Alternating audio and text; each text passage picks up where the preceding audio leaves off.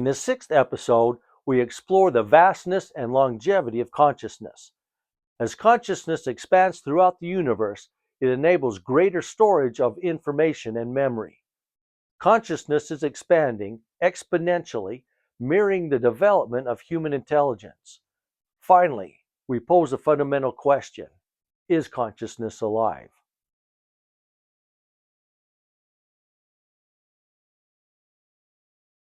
Matter, energy, and space-time cannot be destroyed. What about consciousness intelligence? Same applies to that too. It can be redistributed and work in different ways, but consciousness intelligence cannot be destroyed. Can you create more consciousness intelligence that permeates the universe? I would also maintain that consciousness intelligence is already there, and there is an infinite amount there now, and so there's no need to manufacture more consciousness intelligence. It was always there, it will always be there. It can change the way that it is distributed and the way that it is accessible to us and the way that it permeates everything, but matter, energy cannot be created nor destroyed in the same way that consciousness intelligence cannot be created or destroyed. It's a constant. So if the universe is expanding and allowing for more memory, does that not also allow for more consciousness intelligence to expand? What is happening is it becomes more accessible to us. We are, as evolution continues to occur, animals and humankind and everything else is gaining in its complexity, at least part of which is a reflection of increasing consciousness intelligence, being able to direct the motion of matter energy in space-time. It's becoming more, well, usable. There's got to be a better word, but humans 2 million years ago weren't as intelligent and conscious as we are now. We are continuing to evolve, and we are becoming more conscious as humans, more intelligent as humans. We have throughout all of history, and we will continue to do this into the future. And this will just be continuous as long as the universe is in a state of expansion, which will be billions of years into the future, as we would think in terms of what we know about science and reality at this point in time. So if we have increased consciousness, where does that come from if there's not an expansion of consciousness in the universe? If consciousness is finite in the universe, how is it that we become more conscious if there's not more being manufactured? We are more capable of accessing the consciousness that's already there. Its consciousness permeates the entire universe. There's no place in the universe where there is no consciousness. It can be very rarefied in some areas. We have these big cosmic voids between galaxies that might be billions of light years in diameter, where consciousness intelligence might be quite rarefied, but there's still some there. There are other areas where there is a greater consciousness intelligence, like here we are on Earth. We have an abundant amount of consciousness intelligence. Does that mean we have more here than any place else? Probably not. We may be somewhere in the middle. There may be civilizations which are far advanced from us in other galaxies or even in our own galaxy. Will we ever find out? Probably not on physical aspects of reality as we now expand, as we now understand it. For instance, the speed limit in this universe is the speed of light. It takes 4 light years from light to reach us from the closest star. We can't even approach the speed of light with physics as we now understand it. Will we come up with concepts of anti-gravity sometime in the future, which will allow us to travel very much faster than we can now.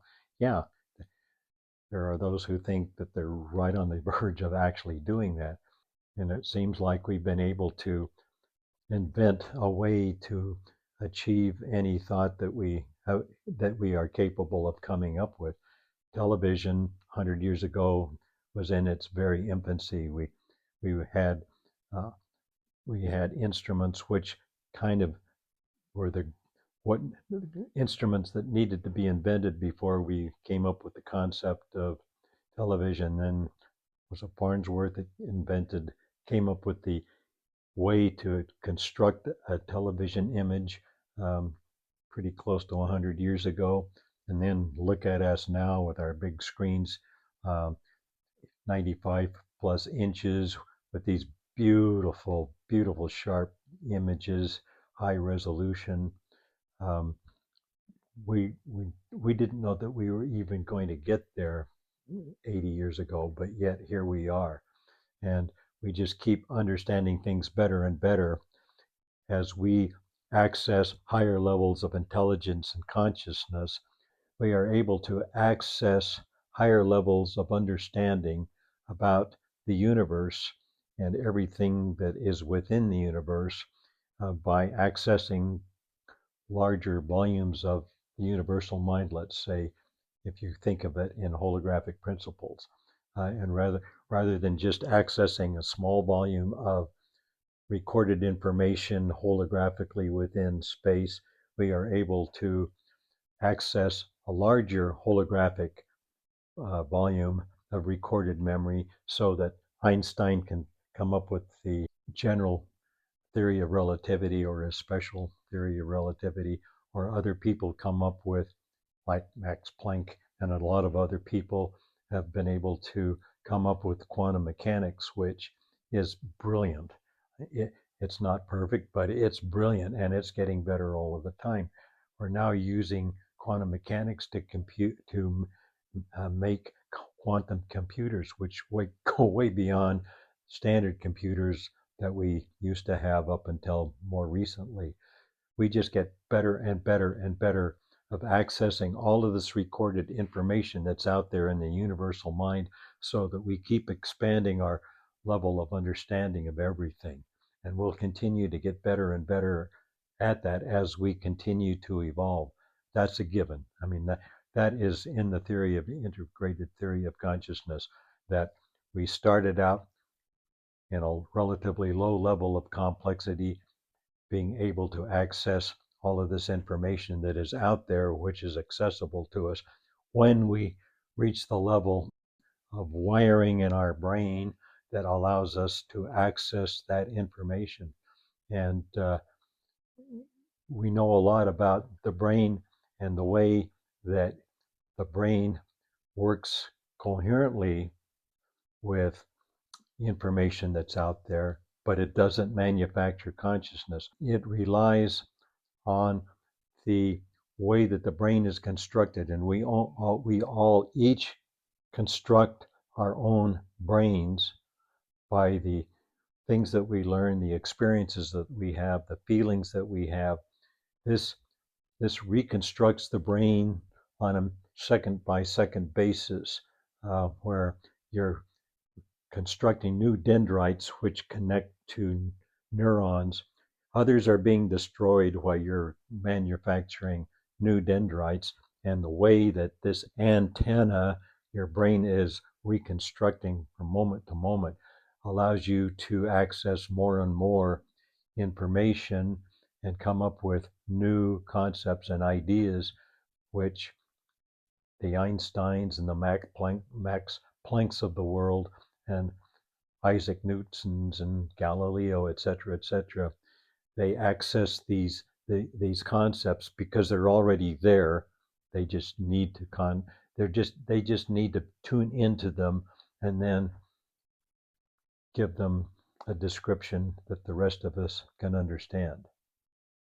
You've talked about humans and consciousness. You've talked about animals with consciousness. Is consciousness alive, or is it just something inanimate that we as life forms access? Again, I'll start by saying consciousness permeates everything in the universe. This is this is a concept referred to generally as panpsychism, that that consciousness permeates everything. There, most scientists would not buy into this concept, but more and more are, and they have different descriptions in this general concept of panpsychism. But more and more scientists are coming to the understanding or belief that consciousness permeates everything, whether it's life form or non-life form, inanimate, stars, planets, that kind of a thing, all have a level of consciousness. Uh, Gee, is this somebody's far out idea with absolutely no reason to think that this is possible? Well, Charles Tart has come up with a long list of different states of consciousness that it's possible um, to experience as a human. Now, most neuroscientists would say, it's all hallucination. How could you ever experience what it's like to be an electron or what it's like to be the Earth, the Gaia theory? Uh, there have been people who, usually under some psychoactive agent, LSD, psilocybin, ayahuasca, peyote, et cetera.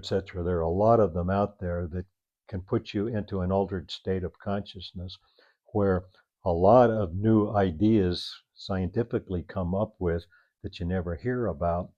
But on these psychoactive agents, they act as a mind amplifier where your mind is able to expand to a level that you'd never experienced before during your ordinary consciousness state, where you begin to find these ideas or experience these ideas that are already recorded in universal memory, but now, because we are rewiring our brain because we've learned other things on psychoactive agents in particular, this is a mind expanding shot at being able to integrate higher level concepts from all of these other smaller concepts when integrated together in a coherent fashion, allow you to come up with some theory that is way beyond anything that anyone has ever conceived before.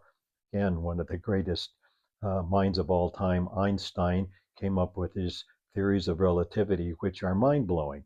I mean, it took years before many scientists could even understand what he's talking about. It started out with a handful, and over time, more and more scientists became to the understanding of what Einstein was talking about and the mathematics behind it. Now there are a whole lot of them out there that understand it. But it's been 120 years since he came up with his uh, general theory of relativity. And as more people understand it, there's more there's more in the universal mind that we have the capability of reaching, and so more and more people just, oh yeah, this is what Einstein came up with. Yeah, it's beautiful. We've done over 1,000 experiments which prove that everything he said, virtually, not quite, but close, um, makes perfect sense. We wouldn't have GPS. We wouldn't even come close to having GPS if Einstein hadn't come along. Um, so many things that we wouldn't be able to have if Einstein hadn't come along. Where did this concept that he came up with, which was mind blowing at the time and is actually still mind blowing when you think about it, where did it come from? It came from the universal mind that he accessed. This is as stated in the integrated theory of consciousness. Okay, so condense it down for us. Is consciousness alive? Well, I would say consciousness is awareness.